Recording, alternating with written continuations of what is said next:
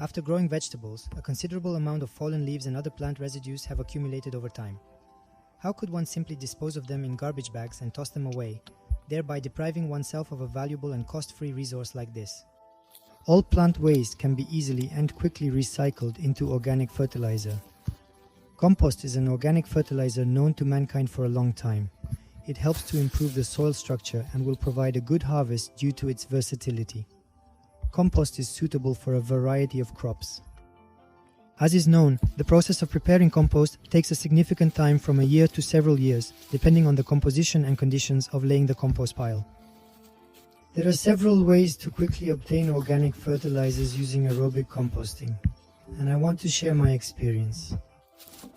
Compost can be prepared in small volumes, using portable containers that are easy to move and dense garbage bags with a volume of 240 liters.